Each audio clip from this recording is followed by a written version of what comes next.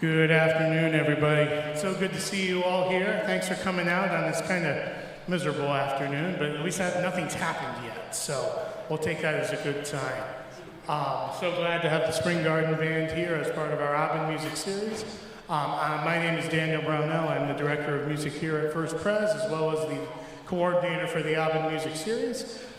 This is our second concert of the series this year, and we've got a bunch of awesome concerts coming in the spring, and we turn the calendar over to 2025.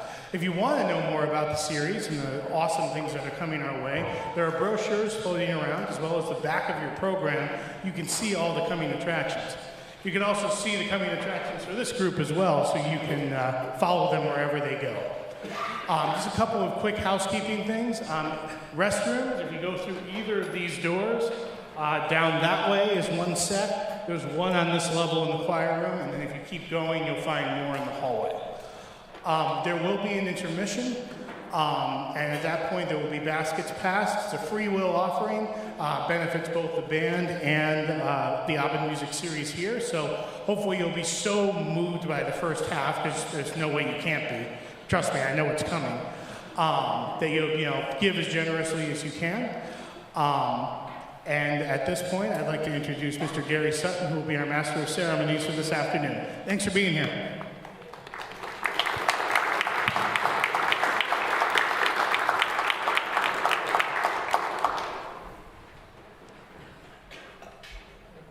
Good afternoon, ladies and gentlemen, and celebrating a musical legacy lasting 169 years. Please welcome the Spring Garden Band of York.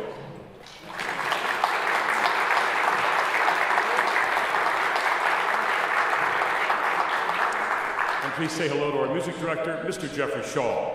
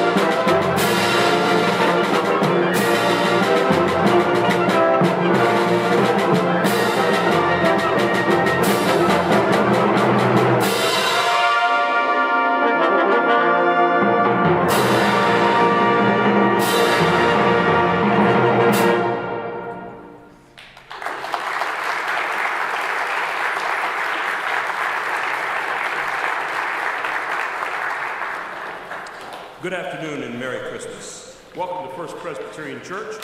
My name is Gary Sutton, and I'll be your host for this afternoon's performance. Our opening selection was commissioned and premiered by the Dallas Symphony Orchestra in 1996. Pavel Chesnikov was one of the Imperial Russia's leading composers of sacred choral music. At the age of 30, Chesnikov had completed nearly 400 sacred choral works. But his production of church music came to an end at the time of the Russian Revolution. Under communist rule, no one was permitted to produce any form of sacred music. Salvation is Created was written in 1912 as the fifth of his 10 communion hymns. It was one of his last sacred works.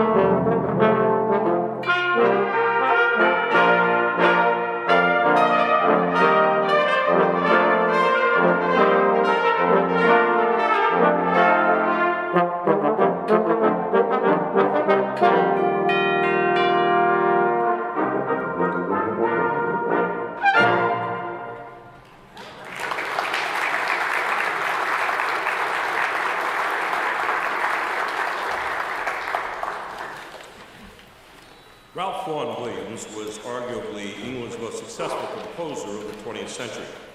He enjoyed a long and healthy life and a long and active career. His Ninth Symphony was premiered just 3 weeks before his passing at the age of 85. In addition to his many instrumental works, Vaughan Williams was equally skilled at writing vocal and choral music. His anthem, All People That on Earth Do Dwell, was written for the coronation of Queen Elizabeth II in 1953. He was invited to serve as editor of the English Hymnal of 1906. In addition to his duties as editor, he also composed some new hymn tunes and harmonized existing melodies. This project was a major undertaking and produced some hymns that are still well known today. In 1903, Vaughan Williams started collecting folk songs. He began going to the English countryside, notating and transcribing songs traditionally sung in various locations. Collections of these songs were published, preserving many that could otherwise have vanished as oral traditions died out. Fantasia on Christmas Carols was premiered in 1912 at the Hereford Cathedral in Hereford, England. Originally written for the baritone, soloist, chorus, and orchestra, this work uses 3 English folk carols collected from southern England. The 3 carols are The Truth Sent from Above, Come All Ye Worthy Gentlemen, and the Sussex Carol. The transcription was prepared by our conductor in 2022.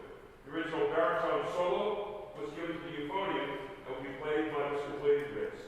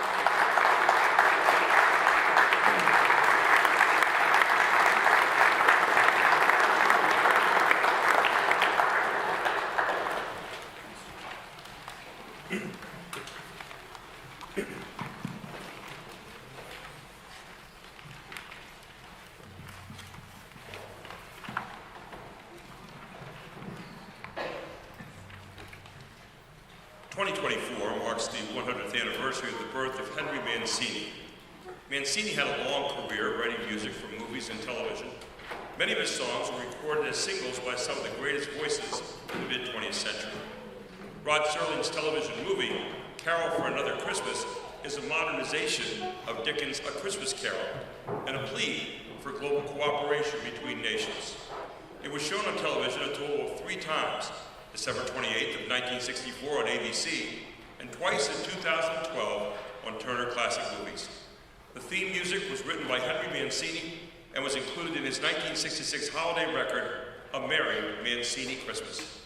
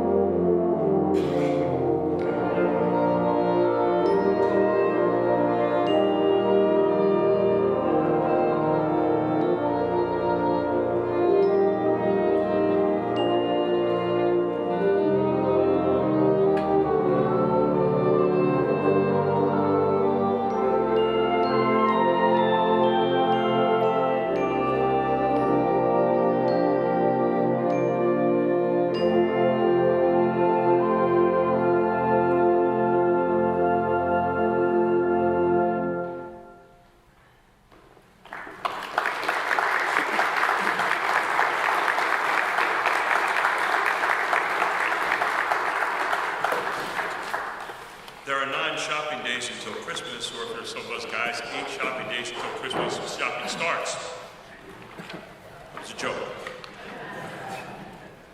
Anyway, still looking for a gift for that special someone in your life? We'll give you a chance to jumpstart your Christmas shopping today. Want to get something nice for yourself? Why not give the gift of music this holiday season? The Spring Garden Band has recordings of past performances for sale. Today we are running our Christmas special. You can purchase both Christmas recordings for $30. Included is our Stage and Screen Christmas CD recorded in 2015 in this very space. Featured that afternoon were Chuck Long and Linus Strayer on trumpet and Dale Groom on trombone. You won't be able to find these deals on Amazon or Walmart. So stop by the table near the entrance and say hello to Dee Miller, and Dee will be happy to assist you with your Christmas purchases. Our next selection comes from the great bandmaster Alfred Reed. Reed is one of America's most prolific and frequently performed composers, with more than 200 published works for concert band, wind ensemble, orchestra, chorus, and chamber ensemble. He was born in New York and began trumpet lessons at the age of 10, Following military service, he attended the Juilliard School of Music, after which he was staff composer and arranger for NBC and later for ABC. From 1955 to 1966, he was the executive editor of Hanson Publications and then was professor of music at the University of Miami from 1966 until his retirement in 1993. In addition to his work in Miami, Reed spent the majority of his career as a guest conductor, leading band festivals and conducting high school and college-age students all around the world. Dr. Reed's original versions of Russian Christmas music, was written in 1944, when the composer was just 23 years old. After many years and several revisions, the present version was published in 1969, based on the ancient Russian Carol of the Little Russian Children, and motivic elements of liturgical music of the Eastern Orthodox Church. This powerfully emotional piece gives a musical impression of old Russia during the Christmas season.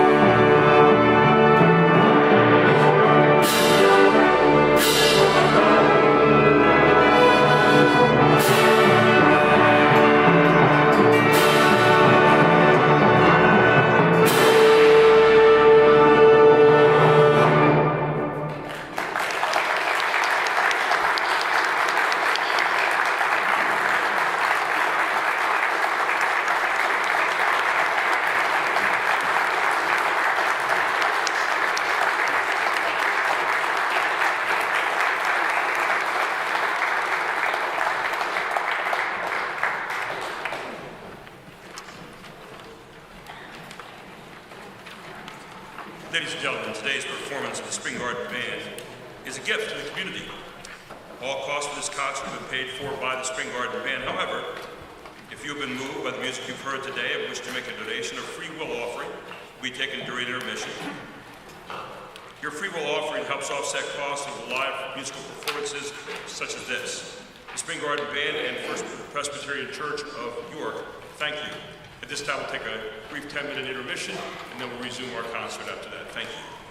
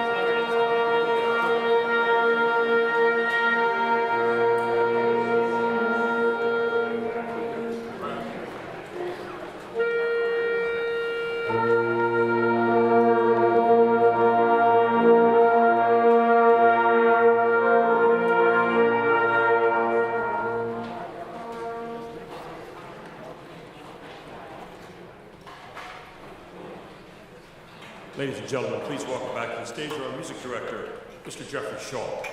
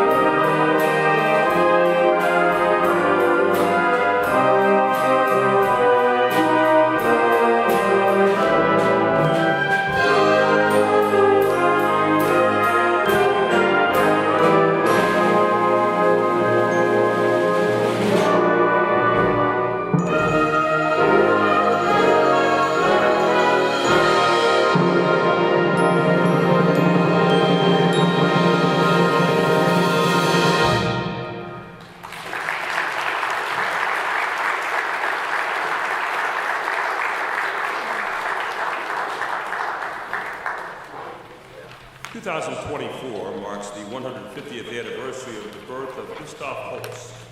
The Spring Garden Band has been celebrating this anniversary all year by performing his works for wind band. Holst learned piano at an early age, but was stricken with a nerve condition that affected the movement of his right hand, forcing him to give up the piano for the trombone.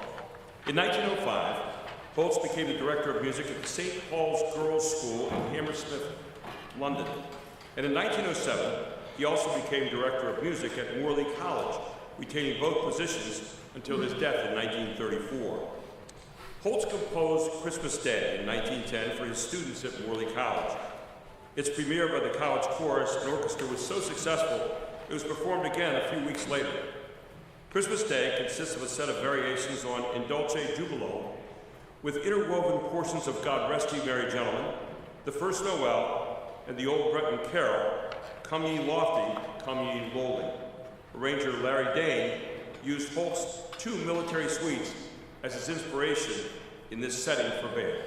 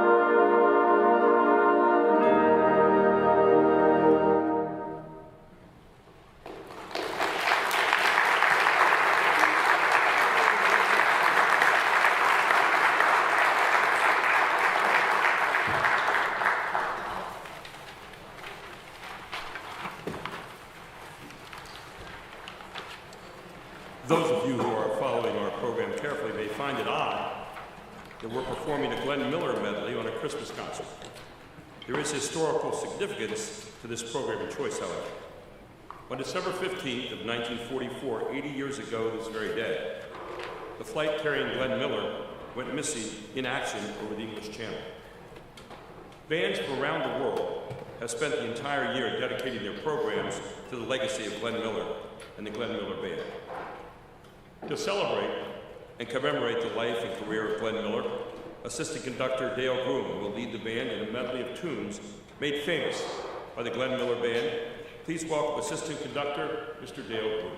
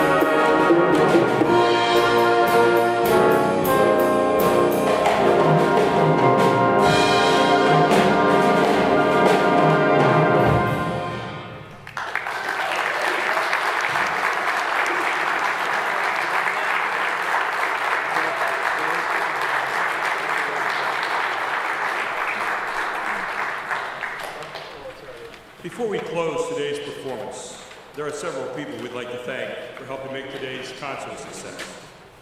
We'd like to thank our host, First Presbyterian Church, and music director Daniel Grinnell, for inviting us to play for you today. Please give him a great round of applause. And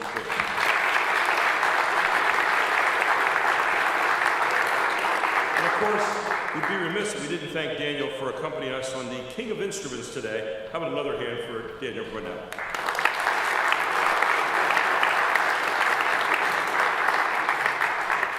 How about another hand for our assistant conductor, Mr. Dale Groom?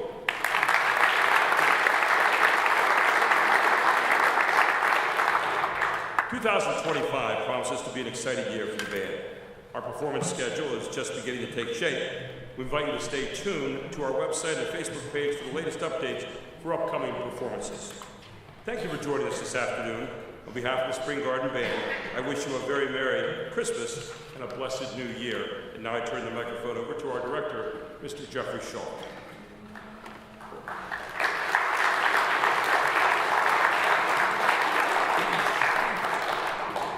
I want to share a little inside baseball with you on one of the things you heard today, that the piece you just heard, Cool Yule. I found it to be a really fun piece. And in community bands, there is this issue of staying current and trying to stay up to date and trying to attract younger audiences. But there's a problem with that in that it is really difficult to find arrangements of popular music these days, mostly because it stinks. But there was, with this Cool Yule, an interesting opportunity that I wanted to share with you, and that is this. In the middle of it, there was an opportunity for rap.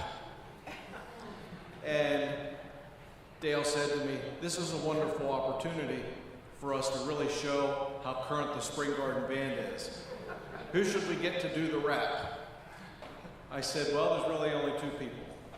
There's Gary, and if we ask Gary, he'll probably charge us a whole lot more. And the other person is me. And with that, I thought we probably didn't need to stay that current. What a fun piece nonetheless. When I took this position 21 years ago, I spent a lot of time researching and learning the long history of our group. And more recently, I've been thinking about our legacy. Legacy is defined as something handed down by a predecessor. One of the enjoyable aspects of being a member of this group for so long is hearing stories about past members who were part of our long tradition.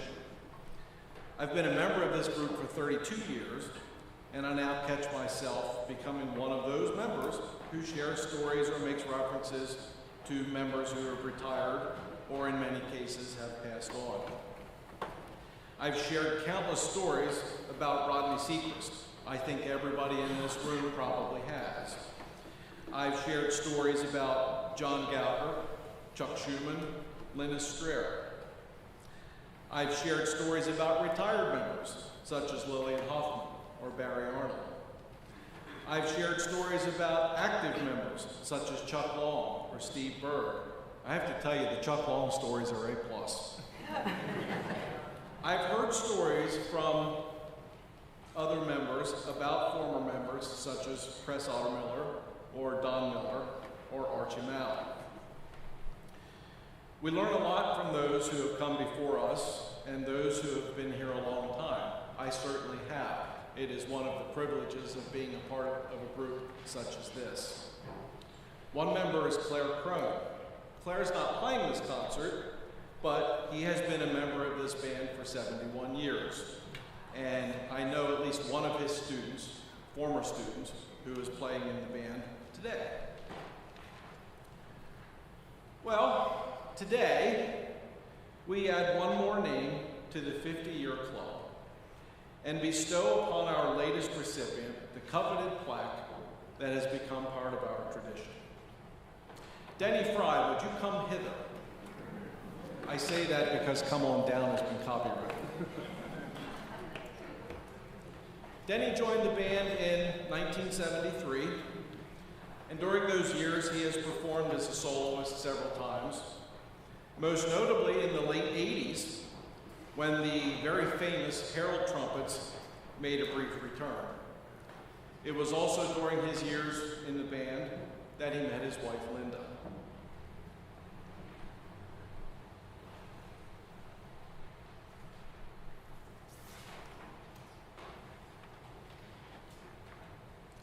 Denny's plaque reads, Dennis Fry. Is it okay if I call you Dennis? In appreciation, 50 years of service, Spring Garden Band.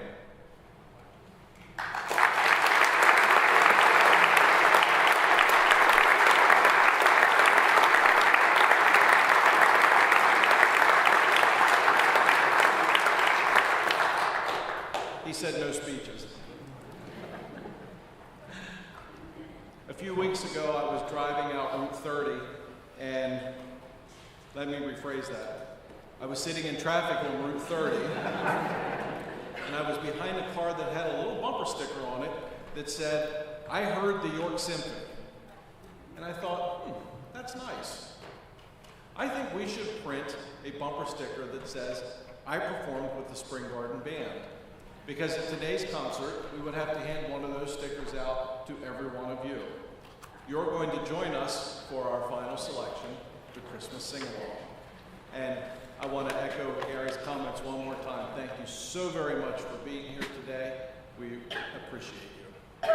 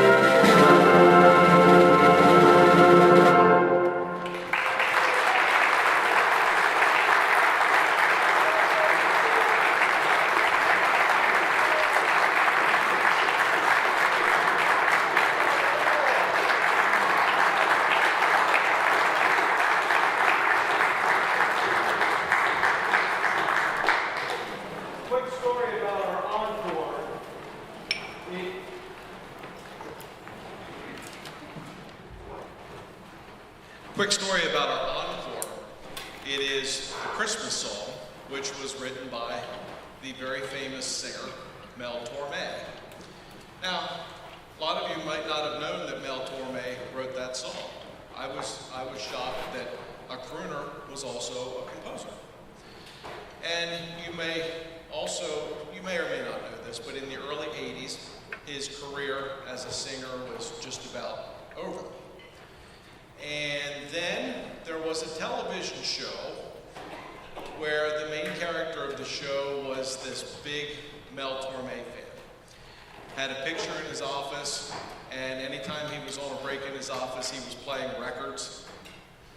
And does anybody know the name of the show? Night Court, that's right. And there were these, as is the case with a sitcom, there were these various things that would occur where they were close to each other and they never met. This is Judge Harry Stone and Mel Torme. And they didn't meet, and then in later seasons when they did meet, it was usually something pretty horrible for Mel Torme. And it was the appearances on this show that got the younger generation interested in who he was as a performing artist. And it really resurrected his career. And then when Night Court ended, he continued to blossom and have this terrific career for the last few years of his life. And then he even made a terrific appearance on Seinfeld. If you remember that show and that appearance, that was just a classic Mel Torme performance. So I was told I had to stall while Gary went from that side of the band to that side of the band. He's ready to go, so I'm done with Mel Torme stories. Thank you so much for being here today. Merry Christmas, and be careful when you leave because it is indeed snowing. Surprise!